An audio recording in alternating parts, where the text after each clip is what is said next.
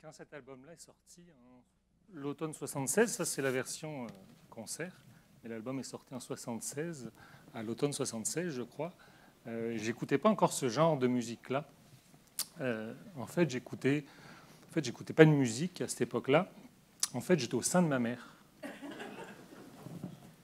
Mais j'aime quand même cette musique-là. Alors je me suis dit, est-ce que je suis nostalgique? Mais là, c'est pas juste nostalgique, c'est que là, je serais nostalgique d'une époque que j'ai pas vécue. C'est encore pire. Alors, je me suis demandé si j'avais un problème. Alors, ça fait déjà quelques années, j'ai failli faire une psychanalyse et finalement, j'ai fait une thèse de doctorat.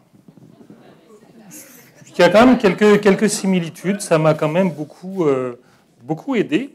Et donc, j'ai creusé sur le concept, justement, de nostalgie. Puisque, nostalgique, on est nostalgique, ok, d'accord. Je le suis, on l'est. Personne ici qui le sont. Tout le monde l'est plus ou moins. Puis, on est un peu gêné de ça. J'ai creusé un peu ça, puis je suis allé voir d'où est-ce que ça vient. Et effectivement, ça vient... en fait, au départ, c'était pas un très, très beau... c'était une maladie. En fait, le concept a été forgé dans les années 70...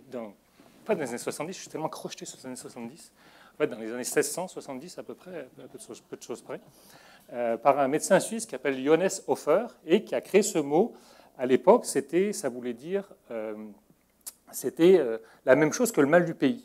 Et nostalgie, ça vient de nostos, en grec, le retour, et algos, la souffrance. Donc c'est la souffrance pour le retour. Et à l'époque, c'était le même concept, en fait, c'était synonyme de mal du pays.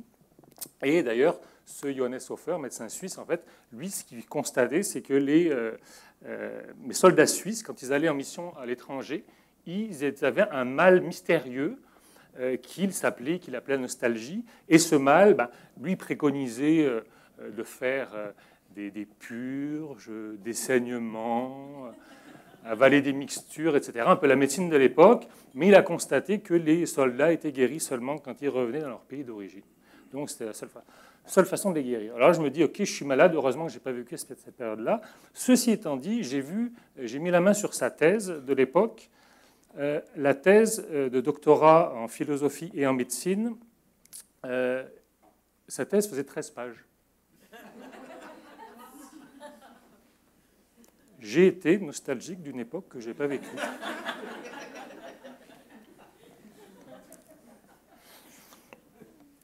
Après ça, plus tard, donc nostalgie, mal du pays, c'était la même chose, ok. Et là, fin 18e, il y a un penseur assez brillant qui s'appelle Jean-Jacques Rousseau, qui a, en fait, lui, dans son autobiographie qui s'appelle Les Confessions, là, il raconte que quand il retourne au Charmette, une propriété de son enfance, en fait, il s'est rendu compte qu'il n'a pas été guéri de sa nostalgie. Et il s'est rendu compte que, en fait, le mal du pays et la nostalgie, c'est deux choses différentes. Et il ne s'est pas senti guéri le fait de revenir dans sa maison d'enfance. Donc, c'est là que lui a commencé à réaliser que la nostalgie, ce n'était pas comme le mal du pays. Et moi-même, quand je retourne en France, dont je suis originaire, donc, comme vous avez deviné, ma nostalgie n'est pas guérie en quelque sorte. Donc, j'ai au moins un point commun avec Jean-Jacques Rousseau. Donc, je ne suis pas guéri de ça. Et en fait, quand je retourne, finalement, ma nostalgie n'est pas géographique et temporelle. C'est-à-dire que mes amis... Aujourd'hui, c'est plus l'université. Bon, quand j'ai quitté la France, j'avais 22 ans. J'avais pas encore fini l'université, et mes amis étaient à l'université. Aujourd'hui, quand j'y retourne, je revis pas la vie de mes 22 ans. Mes amis sont comme moi, ils ont des enfants, puis leur vie est plate. Parce que finalement, on peut pas retourner dans le passé. Donc ça, Rousseau avait réalisé ça. Kant aussi a écrit un peu là-dessus. Kant, Emmanuel, il a vécu toute sa vie. Il est né à Königsberg, il a étudié, il a travaillé, il est mort là. Et puis lui-même a dit que le mal du pays et la nostalgie, c'était deux choses différentes. Donc lui-même a peut-être vécu la nostalgie, mais ça ne pouvait pas être le mal du pays puisqu'elle n'a jamais bougé de Königsberg. Après ça, Marcel Proust, qui a écrit quelques bouquins, lui, c'est la célèbre Madeleine de Proust, c'est quand même l'un des passages les plus célèbres de la littérature. Là, il décrit avec la Madeleine la nostalgie comme un sentiment intense et agréable. Donc enfin, à partir de Proust, le sentiment de nostalgie est intense et agréable.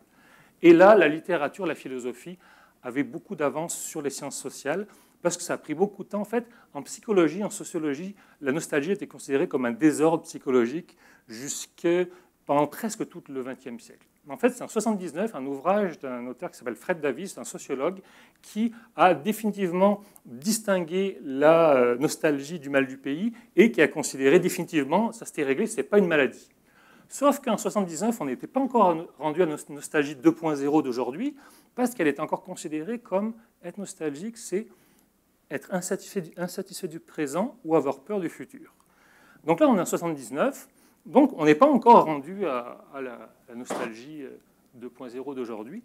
Et au début des années 90, en comportement du consommateur, ma discipline, en fait, qui est une sous-discipline ou école de pensée du marketing, on a fait des recherches sur la nostalgie, puis là, on s'est rendu compte que oui, la nostalgie, c'est vraiment positif. Les gens, leur expérience nostalgique, quand ils sont nostalgiques, ils pensent à des éléments heureux du passé, en connexion avec les autres. Et s'il y a des choses négatives dans la nostalgie, elles sont combinées au positif pour créer un récit de rédemption, un récit positif. Donc la nostalgie, on sait en comportement du consommateur depuis les années 90, début, milieu des années 90, que c'est une émotion positive. Ça a pris 15 ans aux psychologues à allumer. Et c'est seulement à partir de 2006, donc c'est vraiment récent, en 2017, ça fait 11 ans, qu'il y a une série de recherches en psychologie qui montrent, alors là, pour le coup, que la nostalgie contribue au bien-être psychologique. Notamment, la nostalgie a des effets existentiels. En fait, ça permet de faire face à sa propre mort. Parce que quand on est nostalgique, être nostalgique, ça veut dire quoi? Ça veut dire connecter affectivement avec le meilleur de son passé. Donc, plus on est face à la mort, plus la nostalgie peut nous aider à faire face à ça. Donc, la nostalgie, et sur d'autres dimensions, ça contribue au bien-être psychologique. Et même, il y a même une étude qui a montré un effet physiologique. C'est-à-dire, on mettait les gens par manipulation expérimentale dans un état de nostalgie, on leur faisait raconter des choses de leur enfance, donc ils se sentaient plus nostalgiques. Et là, on leur faisait mettre la main dans un seau d'eau glacée. Et ceux qui ressentaient plus de nostalgie, ils trouvaient que l'eau était moins froide. C'est-à-dire qu'on a mis en évidence non seulement des effets psychologiques, mais physiologiques positifs de la nostalgie.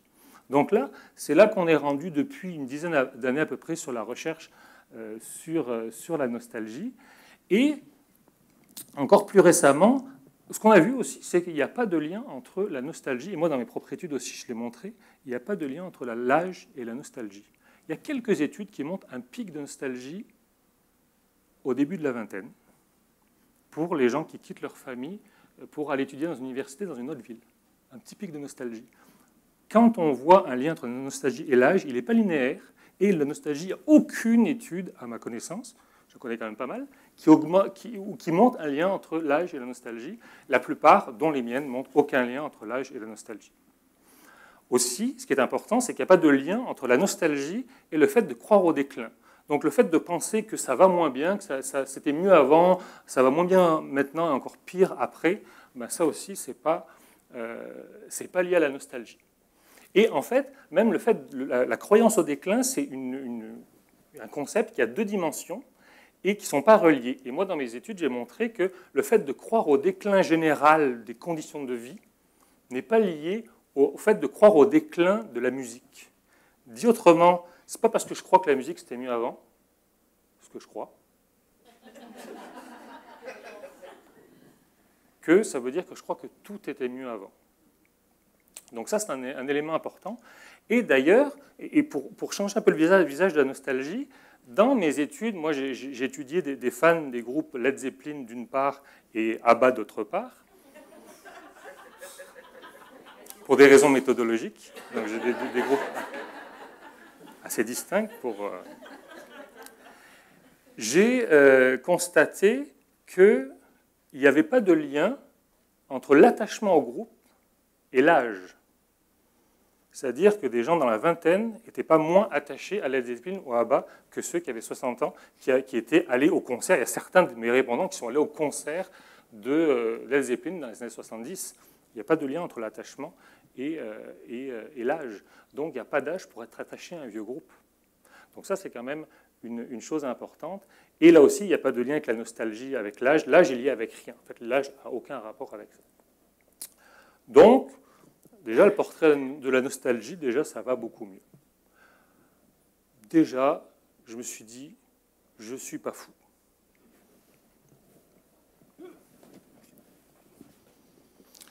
Et après, il y a autre chose qui m'a fait plaisir, c'est que je ne suis pas seul.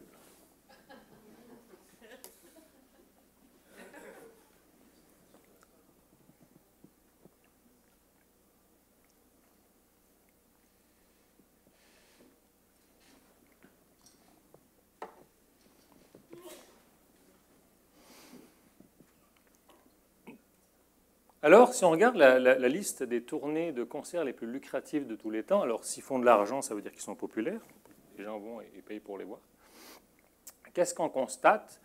C'est que toutes ces tournées-là ont été faites à une exception près entre 2005 et 2013. Donc, c'est pas mal tous des vieux.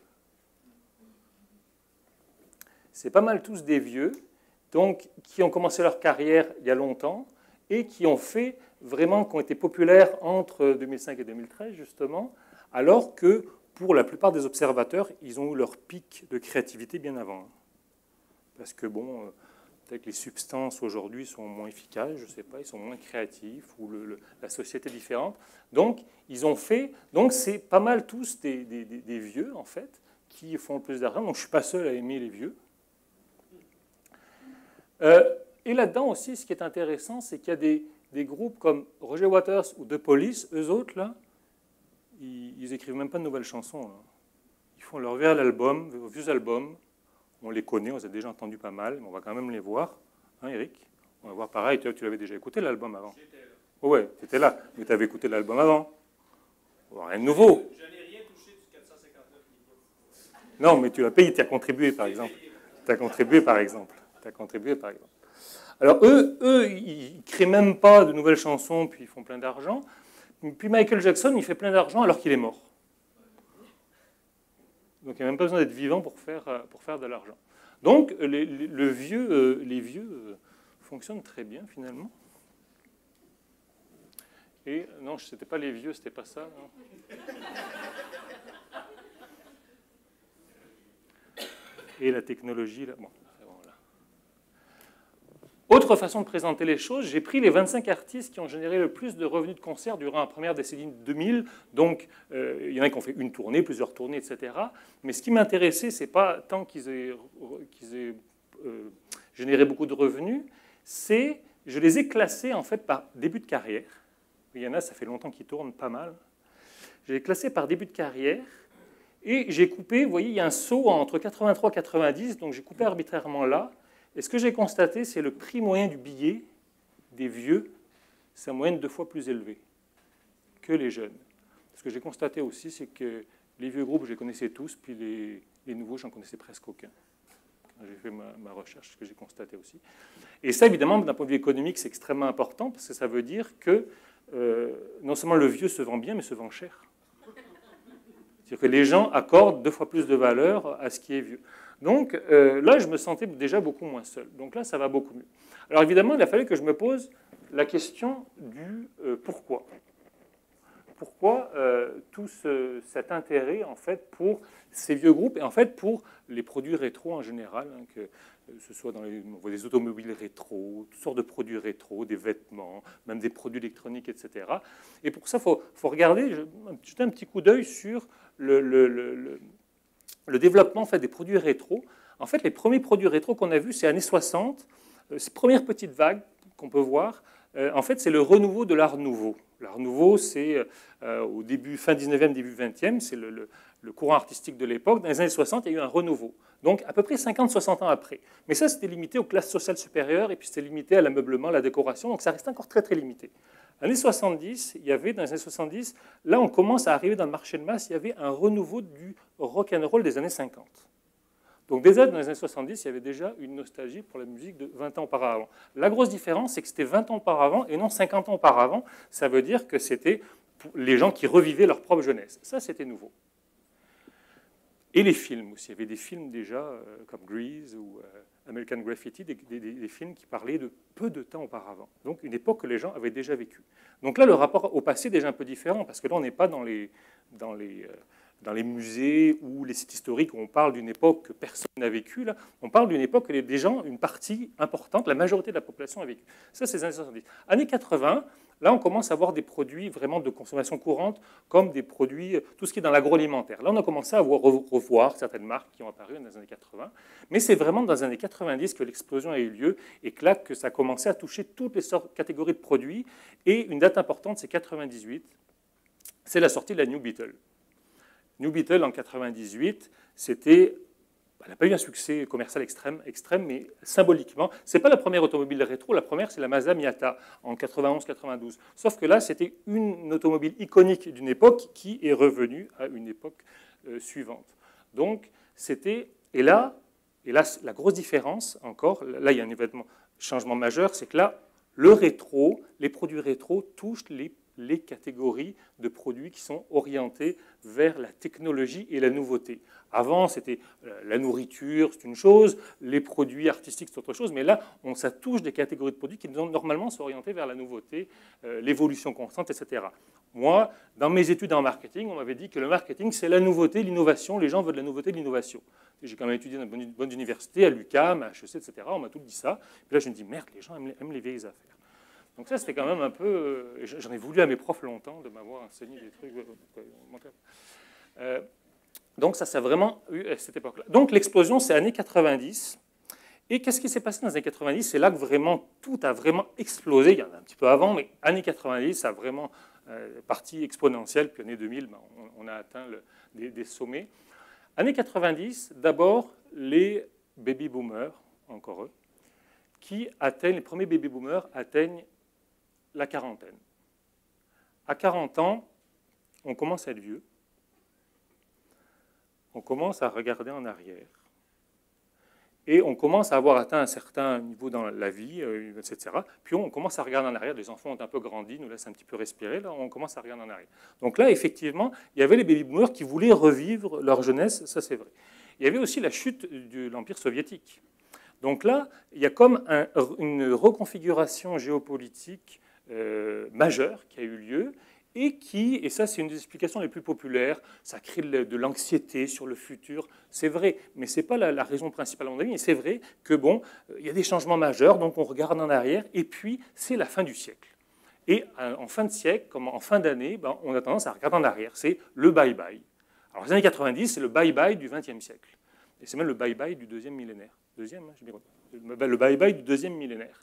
Donc là, naturellement, on regarde en arrière. Et il se trouve que si on prend 89, la chute du mur de Berlin, si on regarde 20 ans en arrière, donc une génération, on tombe en 69, qui se trouve être, qu'on peut considérer comme l'apogée de la civilisation occidentale. En fait, on peut considérer qu'il y a eu une époque, une apogée, un sommet dans l'effervescence culturelle que je situerais entre 63 et 73, 63 début de la Beatlemania, 73 premier choc pétrolier, allons 74 Watergate, un gate c'est encore utilisé aujourd'hui comme suffixe pour des scandales politiques, donc c'est vraiment la période dorée en Occident, et le pic c'est probablement 69, Woodstock et l'homme sur la Lune. Je veux dire, quand on allait sur la Lune, là, je ne vois pas ce qu'on peut faire de mieux. Donc là, la civilisation occidentale a atteint un apogée. Donc l'apogée de la créativité, l'apogée de l'effervescence culturelle, les Woodstock, sexe, drogue et rock'n'roll. C'était le fun quand même. C'est moi, ma vie, c'est enseignement, recherche et service aux collectivités.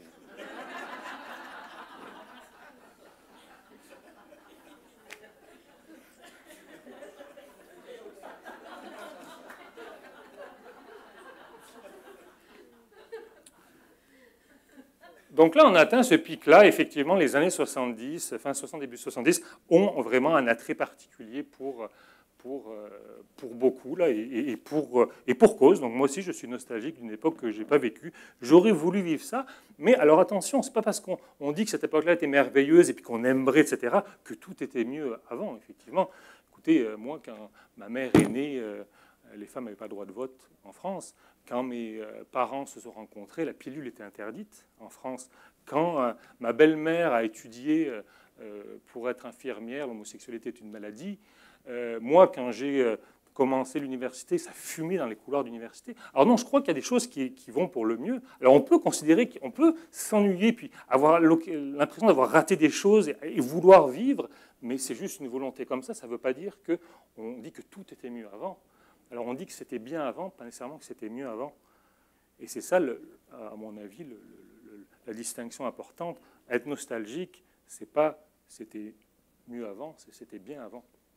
Je vais revenir là-dessus, l'idée d'opposer, en fait, on va en parler tout de suite, l'idée d'opposer le passé, le présent et le futur, ça, à mon avis, ça a contaminé l'idée même de nostalgique et notre rapport au passé.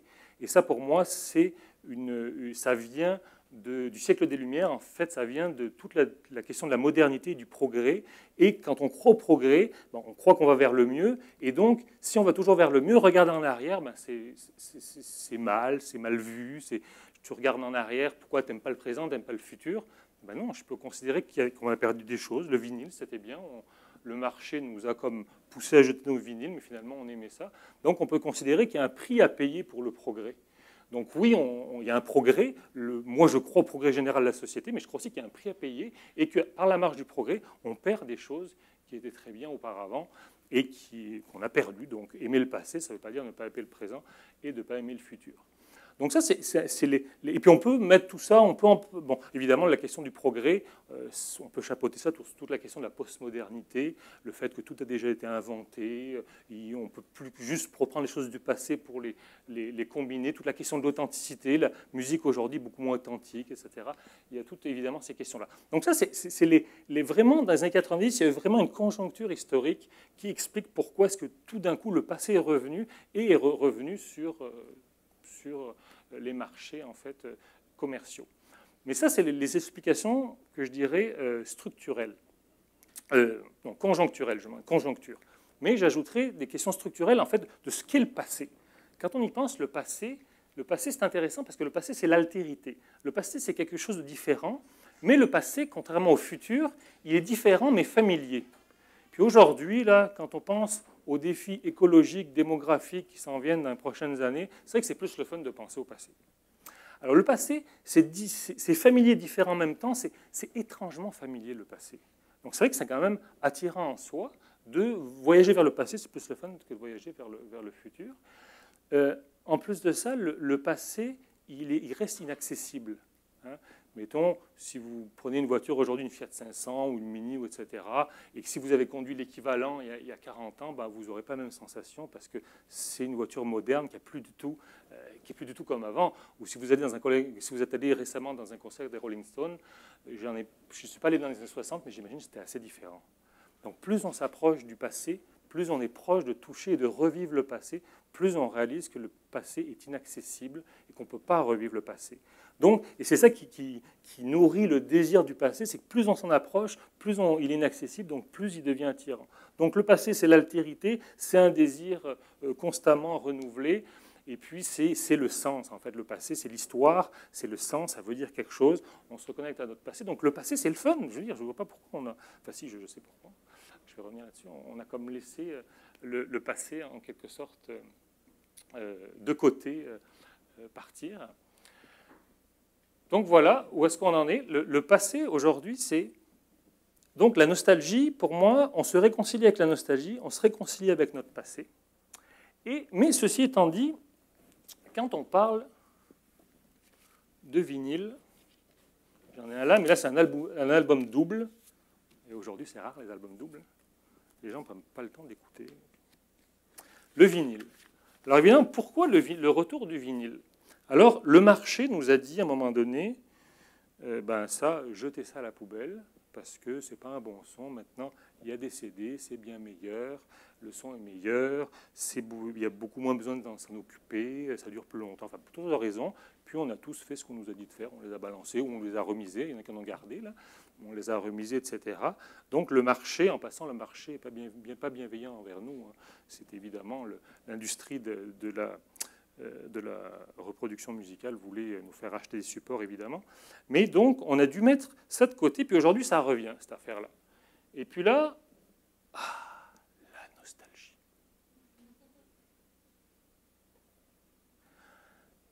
à mon avis, ce n'est pas juste mon avis, en fait, il y a notamment une étude, il y a plusieurs études là-dessus, mais une en particulier que j'ai trouvée assez marquante, qui dit, et j'ai plusieurs études là-dessus, qui tendent à aller dans le sens que la nostalgie n'est qu'un élément de l'explication et sûrement pas l'élément principal.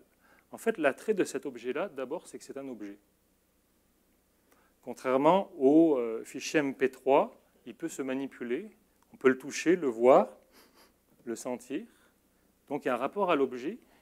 Il y a une grande image, ça c'est pas la plus belle, je vous l'accorde, mais dans certains cas, les pochettes d'albums est une œuvre d'art. Alors c'est sûr qu'une œuvre d'art comme ça, en ce format-là, c'est plus frappant que sur un téléphone intelligent.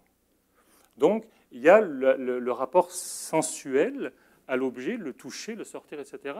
Et puis il y a tout ce qu'on appelle l'anthropomorphisme, c'est-à-dire l'idée que ça, c'est un peu comme un humain, il faut en prendre soin, il faut faire attention, ça vieillit, ça prend de la patine, donc il faut faire attention. Il y a évidemment tout le côté rituel, hein, le fait de le poser, de le tourner, etc. Il faut en prendre soin. Donc le rapport à la musique est quand même complètement différent. Pensez-y, il y a des disques comme ça qui sont rares. Il n'y a pas de fichier MP3 rare. Il y a des disques et des pochettes comme ça, merci Eric, qui sont patinés. Un fichier MP3 patiné, ça existe. C'est juste que ça ne fonctionne plus. Alors, ce n'est pas vraiment très, très intéressant, un fichier MP3 patiné. Et aussi, c'est en fait, au-delà de ça, et je crois que c'est peut-être l'explication principale, ce que je viens de vous dire, là, on est dans l'individuel. Mais c'est un objet de type collectif. En fait, c'est un objet qui est associé notamment au rock progressif des années 70 et aussi donc la grande époque des albums, mais aussi aux musiques urbaines des années 80, rap et hip-hop, les DJ, etc. Donc c'est un objet éminemment cool. Et c'est pour ça qu'aujourd'hui, c'est le support de musique le plus coûteux. Parce que c'est extrêmement cool. C'est associé à des choses cool, au rock des années 70, aux musiques urbaines des années 80. Donc c'est deux époques quand même en musique très différentes, des types de musique très différentes, et c'est relié à ces types de musique-là, au DJ, etc. Scratch, oui, scratch. C'est pas trop mon genre, mais scratch, là. Donc c'est rattaché à tout ça. Donc finalement, dans l'attrait de cet objet-là, la partie nostalgie est très secondaire. Vous voyez le réflexe qu'on a de dire tout de suite que c'est la nostalgie parce que c'est un vieux produit. Mais pourquoi c'est un vieux produit? C'est pas si vieux que ça, là. Donc c'est notre regard qu'on a dessus de dire que parce qu'on le perçoit comme ancien, la raison principale, c'est la nostalgie. Non seulement la nostalgie, ce n'est pas une maladie, mais ce n'est pas nécessairement la raison principale. Et en fait, écoutez, je ne sais pas moi, si on écoute du Mozart, est-ce que c'est vieux Mozart? Est-ce que c'est rétro? Alors la construction du rétro, de ce qui est ancien, c'est une construction sociale. Et en fait, d'ailleurs, en parlant de Mozart, si on revient, mettons, aux Rolling Stones par exemple, les autres, est-ce que c'est encore rétro les Rolling Stones? À force de les voir, de les revoir et de les re-revoir, en fait, et c'est ça qui est en train de se passer, qu'on est en train de voir sous nos yeux, les produits rétro, ils sont rétro quand ils réapparaissent dans nos vies. À force de les voir, ils deviennent classiques. C'est-à-dire le rapport au temps est défait. Donc Mozart, on ne le voit plus comme vieux, on le voit comme classique. Classique, ça veut dire quoi? C'est-à-dire oui, c'est ancien, mais le fait que ce soit ancien, ce n'est pas important, c'est juste, c'est atemporel ou intemporel. On dit atemporel ou intemporel. Donc c'est ce rapport-là qui est en train de changer. Donc le réflexe de dire c'est vieux, donc c'est la nostalgie, ça se vérifie pas. En tout cas, ça peut être tout à fait secondaire. Moi, dans mes groupes de discussion, quand j'ai fait, ça fait déjà plusieurs années, puis il y a des gens ici qui ont participé, un collègue notamment, et peut-être d'autres personnes. Donc, si je dis niaiserie, vous pourrez me reprendre. J'ai fait 4 groupes de discussion c'était une des parties de mes travaux. Et puis, je demandais aux gens, des gens qui aimaient cette musique-là, donc qui étaient un peu comme moi, nostalgiques. Bon, ça m'a fait du bien d'ailleurs de les entendre parler, je me sentais moins seul. Et ce qu'on m'a beaucoup dit, mais c'est juste que c'était bon. C'était bon à l'époque. Puis effectivement, à l'époque, il y avait L'industrie de la musique est évidemment très différente d'aujourd'hui. C'était les albums, et puis il y avait un nombre plus réduit d'artistes qui touchaient beaucoup de jeunes. En fait, à l'époque, les artistes de musique avaient une fonction sociale importante. C'est-à-dire, quand tu étais jeune, au début des années 70, il y avait 3-4 grands groupes qui tenaient le haut du pavé, dont Genesis, Pink Floyd, et puis, je ne sais pas moi, Deep Purple, enfin quelques-uns, et tous les jeunes écoutaient les quelques mêmes groupes. Je pense qu'aujourd'hui, c'est très, très atomisé, donc les jeunes écoutent toutes sortes de musique ou des morceaux à droite à gauche, donc la fonction de cohésion sociale de la musique rock dans les années 70 il n'y a plus cette fonction-là aujourd'hui. Aujourd'hui, c'est notamment le hockey qui donne cette fonction de cohésion sociale. La musique n'a plus du tout cette fonction-là. Donc, c'est juste que c'était bon à l'époque, et d'ailleurs, j'ai demandé à tous mes groupes de discussion quel est le groupe de rock le plus représentatif des années 70. Ils m'ont tous... Il y a un groupe qui est ressorti en premier dans tous mes groupes. En deuxième, Led Zeppelin en deuxième. Les deux, il y en a deux qui sont vraiment ressortis. Après, on m'a tout cité, là. Mais, ouais, Pink Floyd le premier. Pink Floyd le premier, Led Zeppelin le deuxième, et tous les autres, on m'a cité plein, mais après... Pourquoi Pink Floyd? Parce que Pink Floyd, c'est la créativité tout azimut. La musique, la scénographie, les vidéos, c'est créativité tout azimut et c'est relié aussi au psychédélisme des années 60. Donc c'est vraiment le groupe par excellence, c'est le plus représentatif, et la sophistication, etc. Et Led Zeppelin parce que c'est le gros rock sale. Donc c'est quand même sophistiqué, tant qu'à moi, là, mais dans l'image, plus gros rock sale, alors que Pink Floyd, c'est vraiment la sophistication, l'élaboration, etc. Aussi, j'ai fait des expérimentations en fait, où j'ai demandé à des gens, des fans de Led Zeppelin et après de ABBA, il fallait bien que je revalide mes hypothèses, je leur ai demandé en fait l'intérêt qu'ils avaient d'aller voir un concert de Led Zeppelin avec des nouvelles chansons ou des anciennes chansons, puis avec ou sans Robert Plant, le chanteur. Parce qu'il se trouvait que, on en parle encore un petit peu, mais moins, que pendant des années, il y avait des rumeurs de Led Zeppelin qui devaient faire une tournée, c'est toujours le chanteur Robert Plant qui ne voulait pas. Et là, ce que j'ai constaté, c'est la chose suivante, c'est que tout le monde préfère avoir des anciennes chansons que des nouvelles chansons dans un concert de Led Zeppelin. Et ça, quel que soit le niveau, ce qu'on appelle la propension à la nostalgie des gens. Donc, dit autrement, le fait de vouloir des vieilles chansons de Led Zeppelin, ce n'est pas relié à la nostalgie. En revanche, pour ce qui est de la présence du chanteur Robert Plant, dans l'ensemble, si je prends les résultats dans l'ensemble, tout le monde préfère avoir Robert Plant, le vrai chanteur, plutôt qu'un remplaçant, ça c'est sûr. Par contre, il y a une différence entre ceux qui sont prompts à la nostalgie et les autres. Et surtout, ce qui est étonnant, c'est ceux qui sont prompts à la nostalgie, eux, ils préfèrent Robert Plant, c'est sûr. Mais ceux qui sont beaucoup moins prompts à la nostalgie, ça leur est égal. Et ça m'a étonné. Donc, ils iraient voir Led Zeppelin quand même. Dit autrement, les gens peuvent être nostalgiques du groupe. Certaines personnes sont nostalgiques du groupe et de la composition originale. Mais, quelle que soit la nostalgie, les gens veulent les vieilles chansons. Donc, voir le vieux groupe, c'est peut-être une question de nostalgie. Voir le groupe dans son ensemble tel qu'il était. Par contre, écouter la musique, on n'est pas nostalgique de la musique. On est nostalgique du groupe, mais pas de la musique. Donc, ça m'a évidemment interpellé. Et donc, la nostalgie n'est pas nécessairement l'élément principal de l'importance de l'attrait de ces produits rétro. Donc là, on s'est enfin réconcilié avec le passé. En fait, ce qui s'est passé, c'est ce que je disais tantôt, c'est que pour des raisons idéologiques, je crois, de la nécessité du progrès, de l'avancée du progrès, eh bien, on a jeté notre passé. Puis il y a une nécessité idéologique de progrès, il y a une nécessité aussi commerciale. Donc l'idée de dire que si tu gardes tes vieilles affaires, tu as un problème. Si tu aimes les vieilles affaires, tu as un problème. Et donc pensez-y, revenons au vinyle, c'est quand même un exemple frappant, là, c'est que ça a été complètement jeté, puis has-been, etc., puis c'est revenu. Donc le marché a mis en obsolescence un produit et a ramené sur le marché un produit qu'il avait lui-même mis en obsolescence. Et nous, on achète.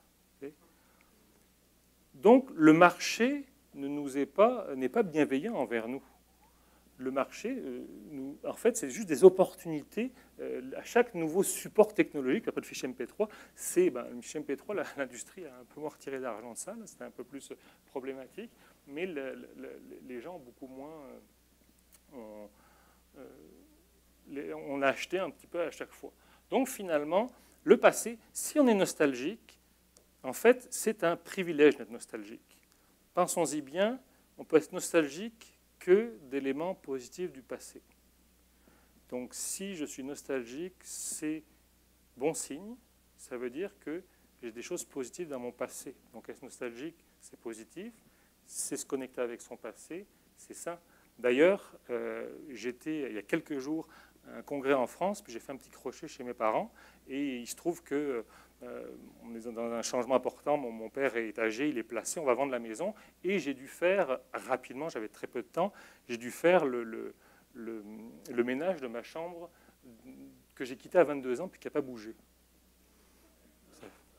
Ça fait 17-18 ans, ma chambre n'a pas bougé, et j'ai mes archives donc, qui sont restées là, puis je n'ai jamais fait de ménage dans cette chambre-là, donc c'est resté tel quel depuis 17 ou 18 ans. Et donc, en très peu de temps, j'ai dû faire un archivage comme ça, et 23 ans de ma vie ont défilé devant mes yeux. Donc c'est assez vraiment de la petite école jusqu'à l'université. Donc j'ai trouvé des lettres d'amour.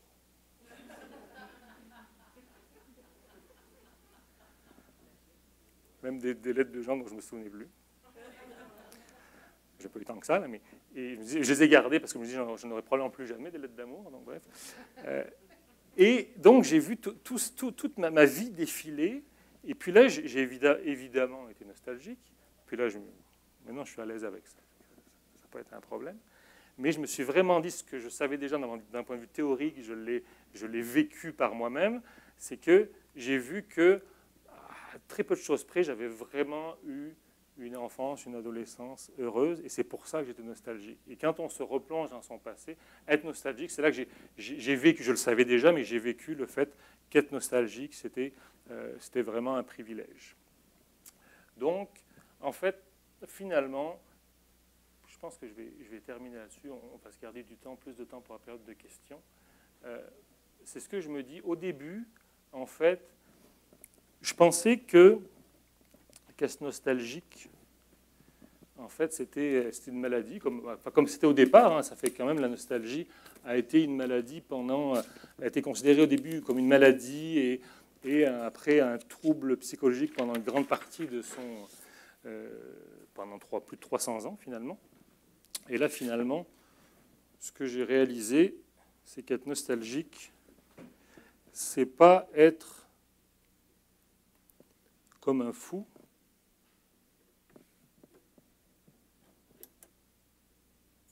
c'est plutôt être comme un sage.